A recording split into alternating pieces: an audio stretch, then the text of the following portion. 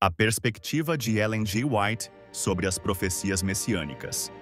Ellen G. White, em seus vastos escritos, frequentemente se refere às profecias de Isaías, destacando seu cumprimento em Jesus Cristo e sua relevância para os crentes. Ela via em Isaías um profeta que compreendia profundamente o caráter de Deus e o plano da salvação. Sobre Isaías 53, ela escreveu extensivamente, enfatizando o amor sacrificial de Jesus e a profundidade de seu sofrimento em favor da humanidade. Em O Desejado de Todas as Nações, ela detalha como cada aspecto da profecia do servo sofredor se cumpriu na vida, paixão e morte de Jesus. Ela ressalta que Jesus voluntariamente tomou sobre si os nossos pecados, tornando-se nosso substituto e sacrifício expiatório. Ao comentar sobre Isaías 9, Ellen G. White destaca a divindade de Cristo e a natureza eterna de seu reino. Ela enfatiza que Jesus é verdadeiramente o Deus forte e o Pai da eternidade, e que seu governo trará paz e justiça duradouras. Ela via nesta profecia uma fonte de esperança e segurança para os crentes, lembrando-os do poder e da soberania de Cristo. Sobre a profecia do renovo de Jessé, em Isaías 11, Ellen G. White via uma descrição da perfeição do caráter de Cristo e da obra transformadora do Espírito Santo em sua vida. Ela também aplicava esta profecia à experiência dos crentes, que, através da união com Cristo, podem receber o mesmo espírito de sabedoria, entendimento e poder. Ela via a promessa de um reino de paz e harmonia como uma antecipação da nova terra, onde a criação será restaurada à sua perfeição original.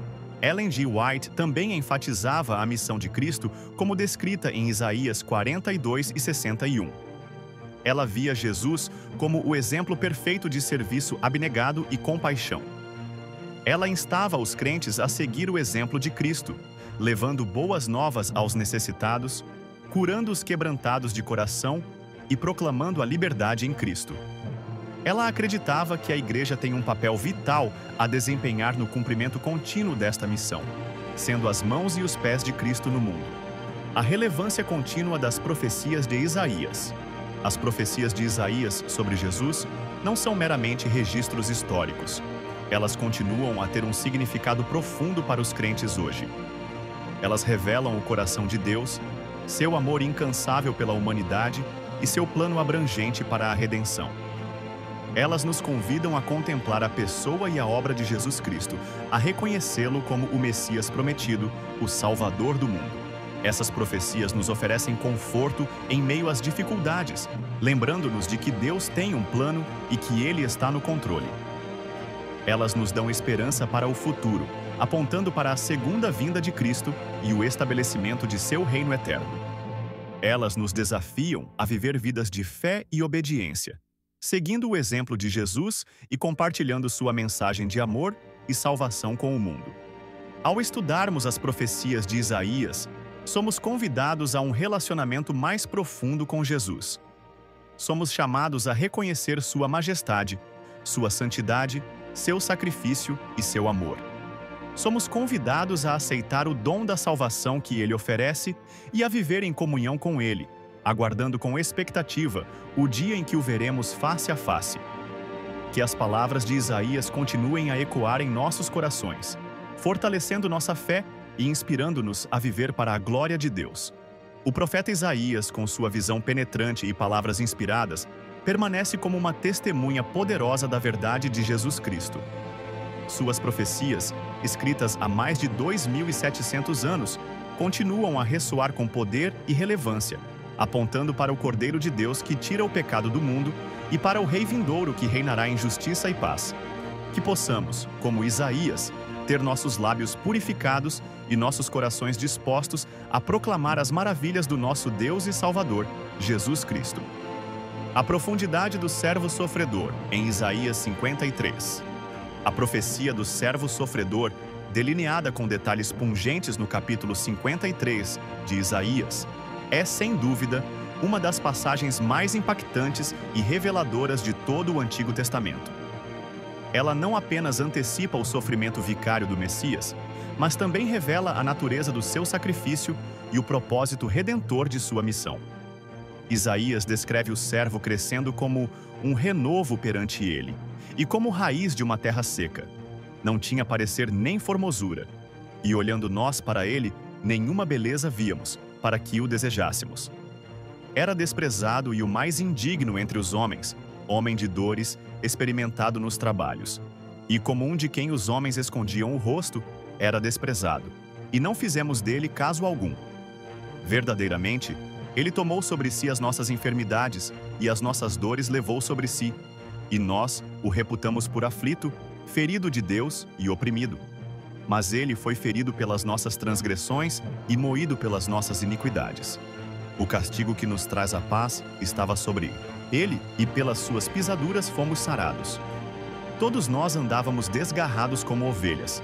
Cada um se desviava pelo seu caminho, mas o Senhor fez cair sobre ele a iniquidade de nós todos. Ele foi oprimido, mas não abriu a sua boca. Como um cordeiro, foi levado ao matadouro, e como a ovelha muda perante os seus tosquiadores, ele não abriu a sua boca. Da opressão e do juízo foi tirado, e quem contará o tempo da sua vida? Porquanto foi cortado da terra dos viventes, e pela transgressão do meu povo foi ele atingido. E puseram a sua sepultura com os ímpios e com o rico na sua morte, ainda que nunca cometeu injustiça, nem houve engano na sua boca. Todavia, ao Senhor agradou o moê-lo, fazendo-o enfermar. Quando a sua alma se puser por expiação do pecado, verá a sua posteridade, prolongará os dias, e o bom prazer do Senhor prosperará na sua mão. Ele verá o fruto do trabalho da sua alma e ficará satisfeito. Com o seu conhecimento, o meu servo, o justo, justificará a muitos, porque as iniquidades deles levará sobre si. Pelo que lhe darei a parte de muitos, e com os poderosos repartirá ele o despojo, porquanto derramou a sua alma na morte e foi contado com os transgressores. Mas ele levou sobre si o pecado de muitos, e pelos transgressores intercedeu. Ellen G. White, em O Desejado de Todas as Nações, dedica capítulos inteiros à análise do cumprimento desta profecia na vida de Jesus. Ela descreve com detalhes comoventes o sofrimento físico e emocional de Cristo, desde a agonia no Getsemane até a crucificação no Calvário. Ela enfatiza que o sofrimento de Jesus não foi apenas físico, mas também espiritual, ao carregar o peso dos pecados de toda a humanidade. Ela escreve: Cristo foi tratado como nós merecíamos, para que pudéssemos ser tratados como ele merecia. Foi condenado pelos nossos pecados, nos quais não tinha participação, para que fôssemos justificados pela sua justiça, na qual não tínhamos parte. Sofreu a morte que nos cabia, para que recebêssemos a vida que lhe pertencia. Esta perspectiva ressalta a natureza substitutiva do sacrifício de Cristo, um tema central na teologia cristã. Emanuel, Deus conosco, a promessa de Isaías 7 e 9. A promessa do Emanuel, Deus conosco, é outra pedra angular das profecias messiânicas de Isaías.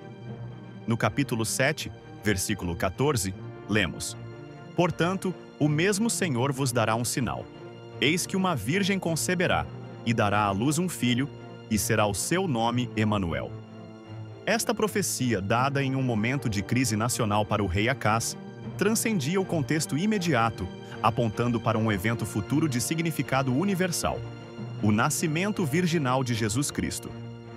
O cumprimento desta profecia no Novo Testamento, conforme narrado nos evangelhos de Mateus e Lucas, confirma a identidade única de Jesus como o Filho de Deus, concebido pelo Espírito Santo. Isaías expande a revelação sobre este Filho prometido no capítulo 9, versículos 6 e 7. Porque um menino nos nasceu, um filho se nos deu, e o governo está sobre os seus ombros, e o seu nome será Maravilhoso Conselheiro, Deus Forte, Pai da Eternidade, Príncipe da Paz. Do aumento do seu governo e da paz não haverá fim sobre o trono de Davi, e no seu reino, para o firmar e o fortificar em juízo e em justiça, desde agora e para sempre. O zelo do Senhor dos Exércitos fará isto. Estes títulos atribuídos ao Messias, Maravilhoso Conselheiro, Deus Forte, Pai da Eternidade, Príncipe da Paz, revelam sua natureza divina e a magnitude de seu reino. Ele não seria apenas um líder terreno, mas o próprio Deus encarnado, estabelecendo um reino de justiça, paz e eternidade. Ellen G. White, em seus comentários sobre estas passagens, enfatiza a divindade de Cristo e a importância da encarnação. Ela via em Jesus a perfeita união da divindade com a humanidade, o que o tornava o único mediador qualificado entre Deus e o homem. Ela escreveu em Mensagens Escolhidas, volume 1. Ao tomar sobre si a natureza humana em seu estado decaído, Cristo não participou, nem no mínimo que fosse, do pecado. Estava isento da mancha do pecado. Ele é o segundo Adão. O primeiro Adão foi criado um ser puro e sem pecado, sem uma mancha de pecado sobre si. Era a imagem de Deus. Podia cair e caiu pela transgressão. Por causa do pecado, sua posteridade nasceu com propensões inerentes à desobediência. Mas Jesus Cristo era o Filho unigênito de Deus. Tomou sobre si a natureza humana e foi tentado em todos os pontos como a natureza humana é tentada. Podia ter pecado, podia ter caído, mas nem por um momento houve nele uma propensão má. Esta compreensão da natureza de Cristo é fundamental para entender a eficácia de seu sacrifício e sua vitória sobre o pecado. A visão da santidade de Deus e o chamado de Isaías. A experiência transformadora de Isaías no templo, registrada no capítulo 6, é um testemunho poderoso da santidade de Deus e do impacto que essa revelação tem sobre o ser humano. Ao contemplar a glória do Senhor e ouvir o cântico dos serafins, Santo, Santo, Santo é o Senhor dos exércitos, toda a terra está cheia da sua glória. Isaías foi confrontado com sua própria pecaminosidade e a de seu povo. Sua exclamação: "Ai de mim que vou perecendo, porque eu sou um homem de lábios impuros e habito no meio de um povo de impuros lábios. E os meus olhos viram o Rei, o Senhor dos exércitos." Revela uma profunda convicção de pecado e um senso de indignidade diante da majestade divina. No entanto, a resposta de Deus não foi de condenação, mas de purificação e comissionamento. A brasa viva do altar, tocando os lábios de Isaías, simbolizava a purificação do pecado e a capacitação para o serviço divino. Este ato de graça preparou Isaías para responder afirmativamente ao chamado do Senhor. "A quem enviarei? E quem há de ir por nós?" Então disse eu: "Eis-me aqui, envia-me a mim." Ellen G. White, em Profetas e Reis, destaca a importância desta experiência na vida de Isaías, afirmando que ela o fortaleceu para as difíceis tarefas que o aguardavam. Ela escreve: "A visão que Isaías teve da glória e majestade de seu Senhor o impressionou profundamente com a pureza e santidade de Deus. Quão acentuado o contraste entre a incomparável perfeição de seu Criador e o procedimento pecaminoso daqueles que, com ele próprio, haviam sido por tanto tempo contados entre o povo escolhido de Israel e Judá. Esta visão da santidade de Deus é um chamado para todos os crentes a buscarem a purificação e a se consagrarem ao serviço do Senhor." A perspectiva de Ellen G. White sobre as profecias messiânicas.